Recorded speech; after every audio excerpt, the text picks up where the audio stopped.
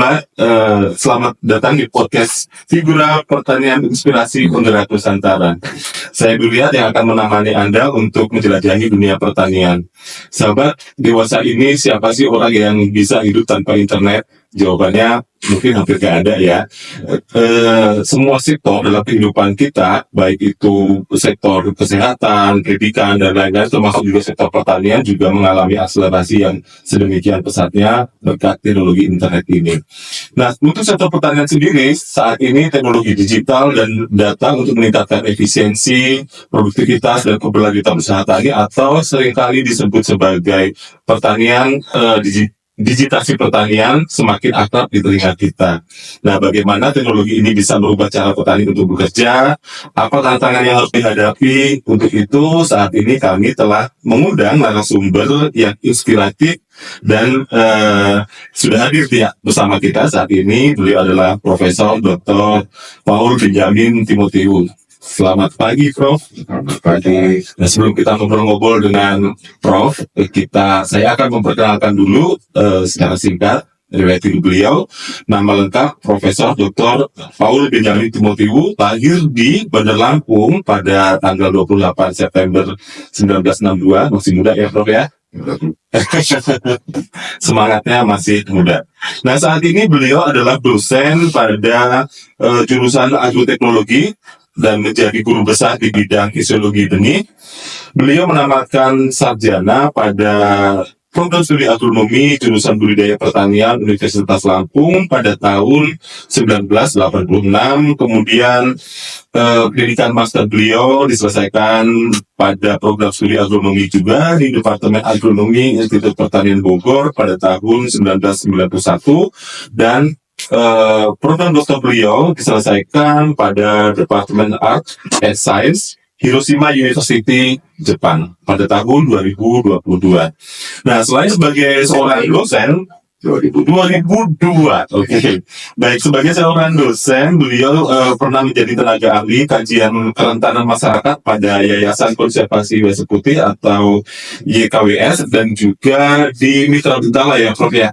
Oke. Nah, Prof, sebelum kita lebih lanjut untuk membahas sebenarnya permasalahan tentang digitalisasi pertanian ini, apa sih sebenarnya, Prof, yang dimaksud dengan digitalisasi pertanian, dan bagaimana sejarah munculnya digitalisasi di sektor pertanian, Prof? Oke. Sebelumnya saya akan coba kenapa saya ngambil topik seperti ini. Artinya karena kita harus ingat bahwa generasi yang akan datang itu adalah udah Gen Z. Iya. Jadi memang karakter mereka salah satunya itu adalah mereka sudah masuk ke dunia internet yang lebih disukai mereka. Nah, saya mengambil topik ini memang kita harus berkembang ke arah pertanian pun juga harus bisa memasuki area yang seperti itu. Nah, ini yang menjadi masalah penting yang harus kita ingat, bukan lagi itu harus bertransformasi lah dari namanya arahnya ke transformasi dari yang konvensional, pelan-pelan kita harus transformasi ke pertanian modern. Nah, digitalisasi pertanian itu adalah penggunaan teknologi digital ya, untuk tujuannya itu untuk peningkatan produktivitas, efisiensi maupun keberlanjutan dari pertanian itu sendiri. Nah, itu dimulai dari tahun 2000-an itu dengan adanya GPS. Itu dimulai dari situ sebenarnya. Dengan adanya GPS, Global Positioning System. Nah, itu rupanya coba merembet ke bidang-bidang yang lain gitu. Termasuk pertanian. Sebagai salah satu contohnya saat ini, petani itu nggak bisa ngambil kredit kalau dia tidak bisa menguasai namanya poligon. Jadi lahannya sendiri dia harus dia bisa lakukan berapa luasnya, baru bisa dikasihkan kredit. Nah, itu jadi masalah. Nah, sedangkan kita juga di perguruan tinggi ini juga harus berpikir, lah kalau anak kita sendiri tidak menguasai seperti itu, gimana nanti ke depannya? Petani sudah menguasai bidang itu, tapi mahasiswa kita ketinggalan. Jadi kita harus mulai dari sekarang ya harus mulai bertransformasi lah ke arah yang digitalisasi. Nah, ditambah lagi pada tahun setelah ada GPS pada tahun 2010 itu mulailah berkembang itu ke arah namanya penggunaan drone. Sudah jadi ada drone itu sudah mulai diperkenalkan dan sekarang sudah jauh pemanfaatannya itu ya, termasuk mapping ya. Artinya pemetaan tanah dan lain sebagainya sudah masuk di situ. Nah, kemudian pada tahun 2015 dan seterusnya sampai sekarang ada konsep yang masuk lagi di digital ini adalah big data. Jadi maksudnya big data di sini adalah dari semua sektor yang ada itu semuanya sudah ada wadahnya. Mulai dari tahun kapan itu sudah ada, artinya sudah data itu sudah ada. Data itu sudah ada, tinggal kita ke depannya itu harus mampu menganalisis data itu menjadi suatu keputusan. Nah, ini yang jadi gap antara kita di pihak universitas ataupun ini teknokrat dengan petani. Petani kan kalau analisis belum tentu. Nah, kita menguasai tapi kita harus juga belajar ke arah penguasaan analisis dari big data. Contoh yang sederhana ada lagi. Contoh yang sederhana, big data ini. Penelitian di kita, ya, misalnya kayak agronomi, itu kan dari tahun berapa? Mungkin dari 30-40 tahun yang lalu kan penelitian itu ya. Berarti data-data itu sudah ada. Nah, harusnya sekarang kita bertransformasi bukan lagi ngurusi itu, karena datanya itu sudah lengkap. Nah, bagaimana sekarang yang kita harus pelajari adalah menggunakan big data itu untuk penelitian selanjutnya yang sifatnya menganalisis. Untuk mengambil keputusan. Itu yang penting. Sebenarnya di situ harusnya. Tapi ya kita lihat sendiri, kalau Unila tidak atau lambat ya ke arah ini, itu akan jadi masalah. Nah, di tahun 2010 sampai 2024 ini kan konsep-konsep mengenai penggunaan sensor, IoT, dan AI, dan lain sebagainya, itu kan sudah sangat berkembang.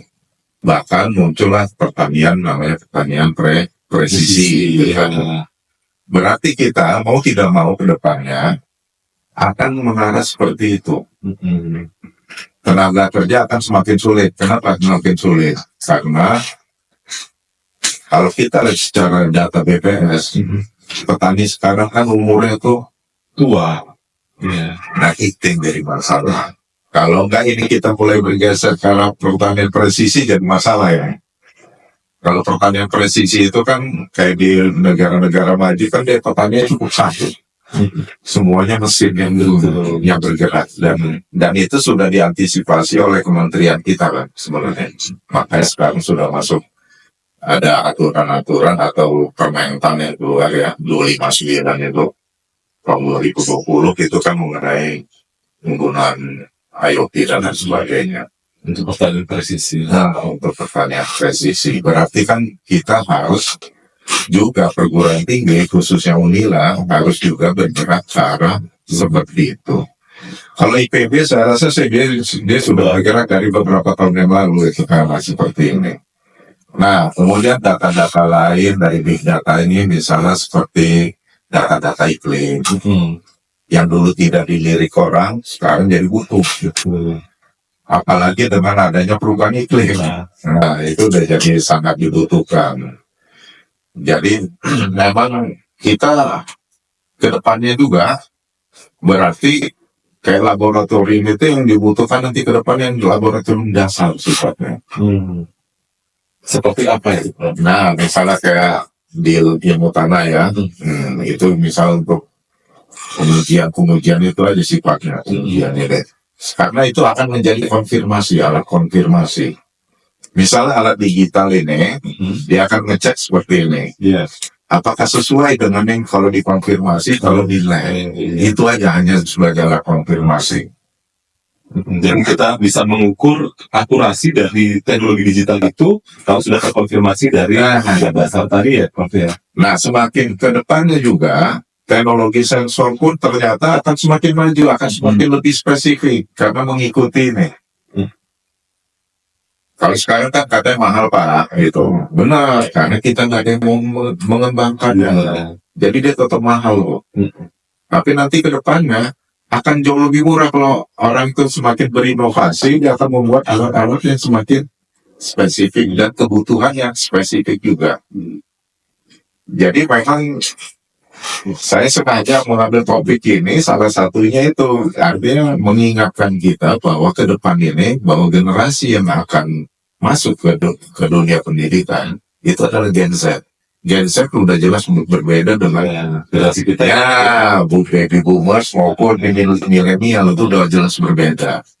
Jadi kita harus siap-siap mengantisipasi bahwa itu. Kalau kata teman seperti Pak Buba tadi ya, main game kata dia begitu. Nah sekarang bagaimana sih game ini diimplementasikan untuk pertandingan? Nah seperti itu.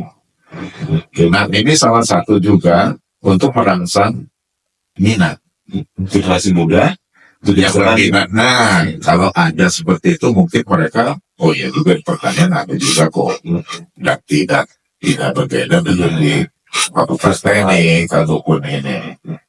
Nah itu yang jadi alasan saya. Nah alasan yang kedua, adanya seperti ini perkembangan yang cepat seperti ini karena adanya perubahan itu di revolusi industri. Pada satu 1.0 itu kan kettle ditemukan kettle Inggris. Kemudian ditemukan listrik 2.0. Ketiga mulai masuk ke robotik yang digunakan oleh industri mobil supaya precise, artinya mobil-mobil yang diproduksi itu semuanya precise itu makanya digunakan robot. Nah yang terakhir ini keempat udah masuk namanya big data, IoT, kemudian ini internet. Jadi internet itu menjadi hal yang pokok ya. Nah ya jadi nggak bisa hidup kalau tanpa internet sekarang ini. Nah, makanya itu dikenal sebagai teknologi 4.0 tadi ya. Nah iya. Nah yang sekarang kalau di Jepang sudah mulai bergerak lagi ke 5.0, tetapi itulah adalah untuk bagaimana masyarakat itu bisa menerima kemajuan ini. Jadi jangan sampai itu menjadi hambatan buat hidup mereka. Jadi aspek sosial lagi di ini artinya komunikasi antara jangan jadi individu. Karena nanti kali ya kita punya HP seperti ini ya. Semua ada mudahnya. Semuanya ada di HP. Nah jadi akan menyebabkan kehidupan kita menjadi individu, tidak lagi mau mengenal sama orang lain, sibuk dengan HP-nya. Iya. Karena bagi dia saya udah cukup dengan ini. Kantor saya sudah cukup ada di sini.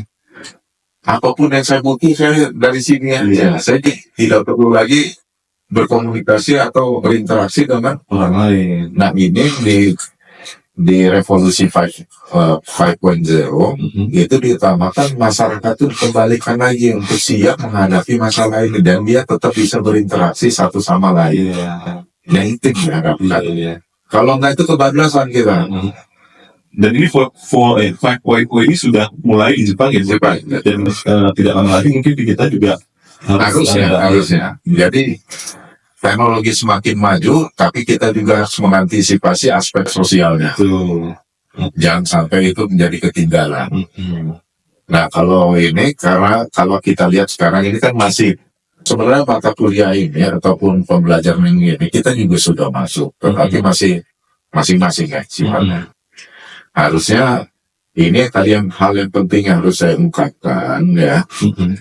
Kenapa pertanian era digital atau digitalisasi pertanian ini bisa menjadi topik khusus yang harus ditawarkan kepada mahasiswa kita, baik S1, S2 maupun S3.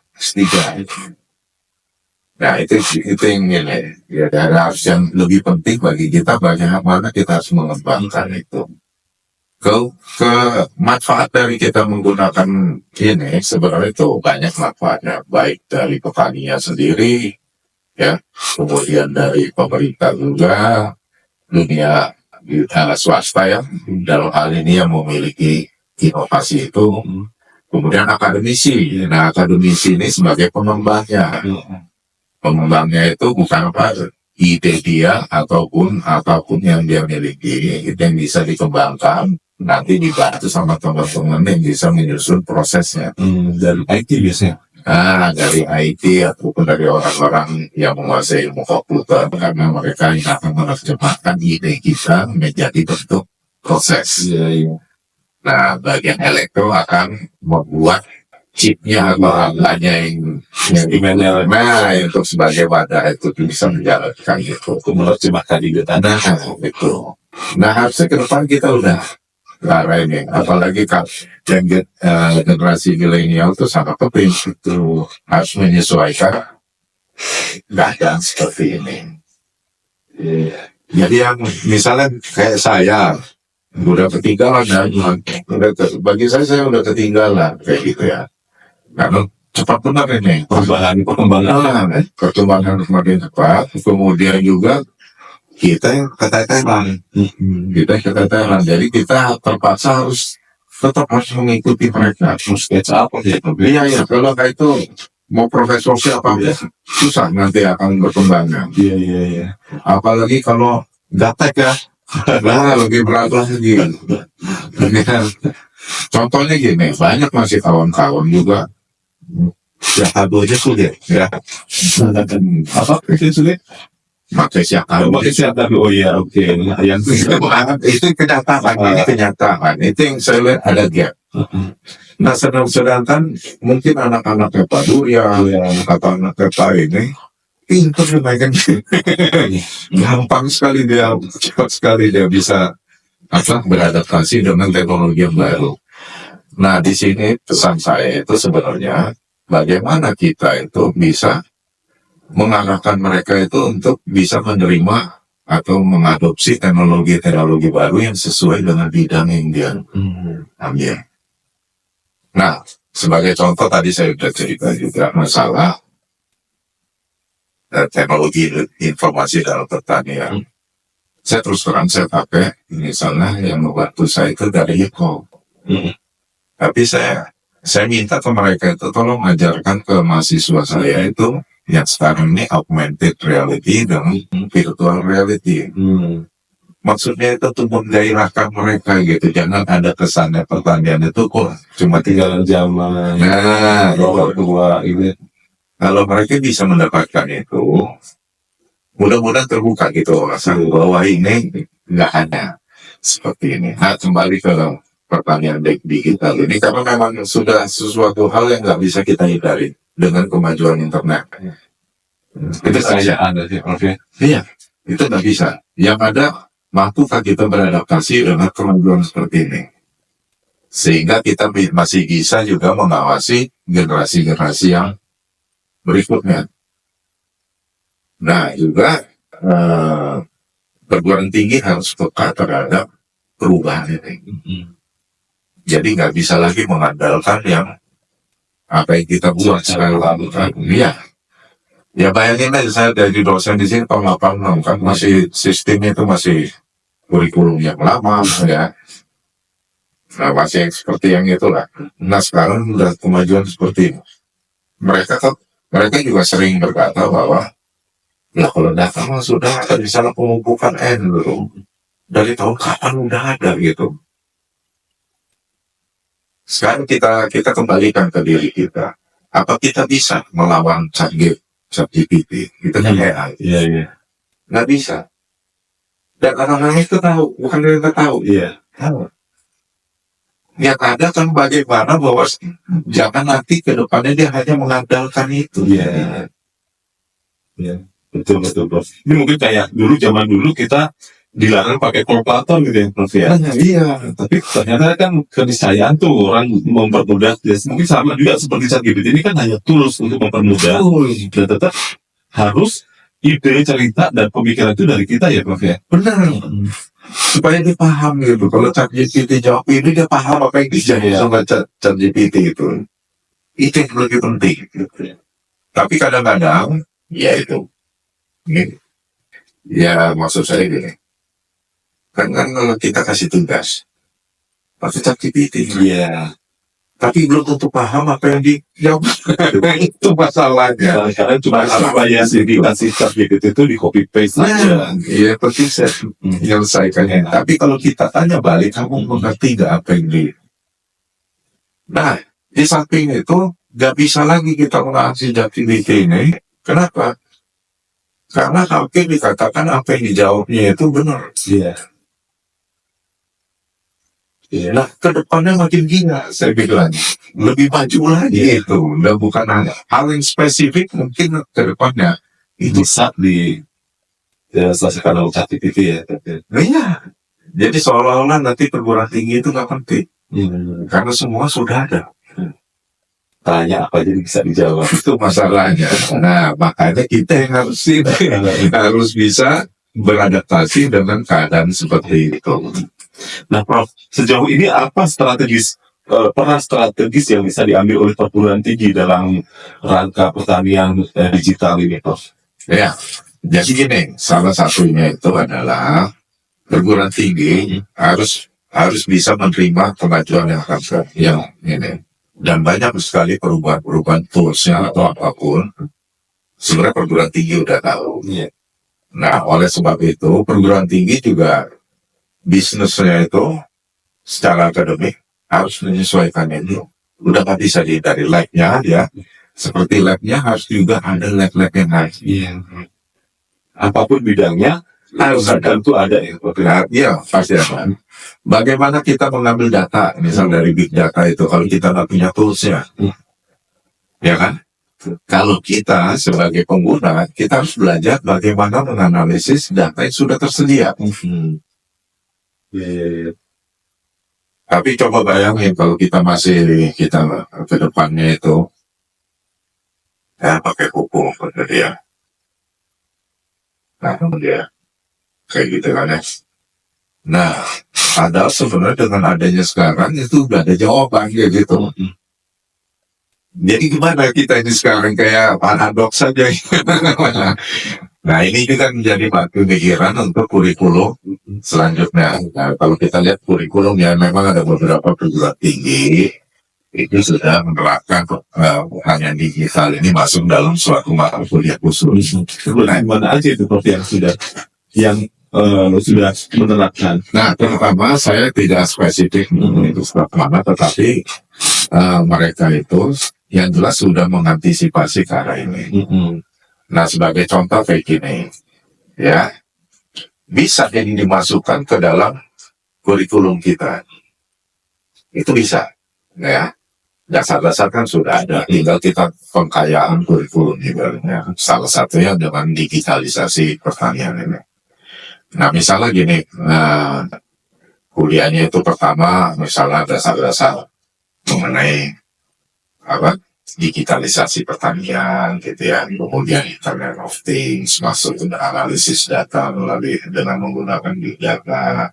Terus sampai ke aspek pemasarannya blockchain, artinya pasokan. Jadi harus lengkap itu. Nah, tugas berat kita kan kita di sini kan nggak spesifik orang info maupun orang IT, ya IT ataupun orang teknik, ya terpaksa ke depannya nggak bisa seperti ini lagi. Artinya kita harus juga bisa berkolaborasi dengan mereka dengan sesuai keinginan di bidang pertanian gitu. Terpaksa kita harus kayak gitu.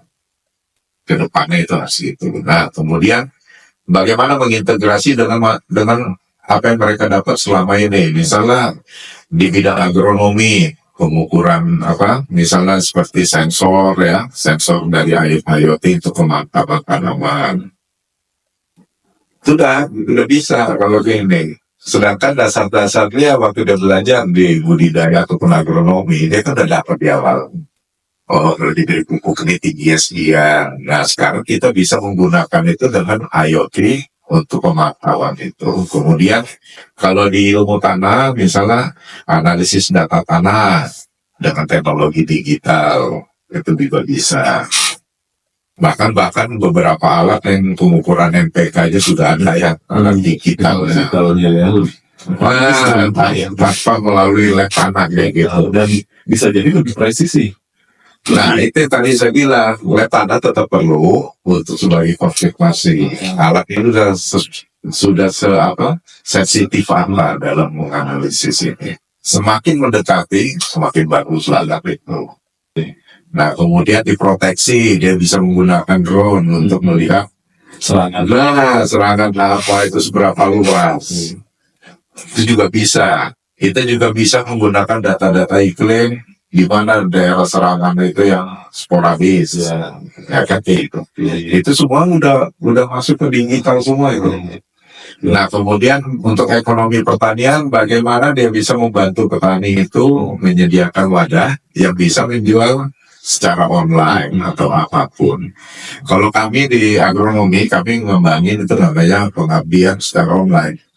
Bagaimana itu pengabdian? Jadi kita udah buat namanya Agropet. Di situ saya sediakan konsultasi petani. Jadi dia cukup ngirim fotonya, masukin di situ.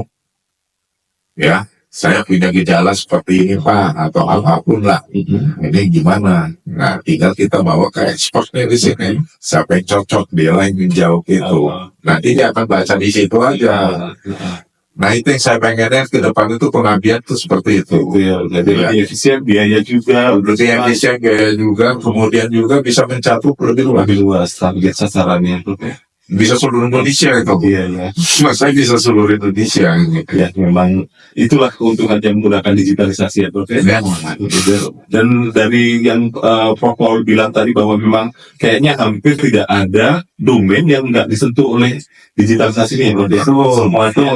Dan juga kita harus antisipasi generasi berikut kita. Oke, terima kasih banyak Prof. Ini menarik sekali sebenarnya, banyak hal yang bisa kita dapatkan, tapi karena kita ini dibatasi waktu ya. Nah, untuk sebelum acara ini kita tutup, Prof, ada closing statement dari Prof Paul mungkin untuk membangkitkan animo generasi muda tidak ragu masuk ke pertanian, Prof. Jadi ya buat para calon mahasiswa kita, jangan takut masuk pertanian, bahwa pertanian pun sudah maju, sudah maju dan ke arah digital. Dan nanti ke depannya kalian tidak akan rugi itu mengikuti perkuliahan di pertanian. Jadi pertanian bukan ini ya, bukan kalah sama ini ya, atau kalah sama ini ya, semuanya kita harus bisa ya. Jadi saya harapkan juga perubahan ini perubahan di fakultas kita untuk bisa menyediakan yang tadi, baik untuk kehutanan, budidaya, perikanan, peternakan, harus menyediakan lab yang seperti ini. Oke, terima kasih banyak Prof Paul. Sahabat, demikian tadi bincang-bincang kita pada episode Jibura kali ini, tempat di mana kreativitas bertumbuh, inovasi bersemi, dan semangat pertanian Nusantara terus bergerak maju. Semoga perbincangan kita ini dapat menginspirasi dan menambah kecintaan kita kepada pertanian Nusantara, karena kami adalah Figura Pertanian Inspirasi Penggerak Nusantara.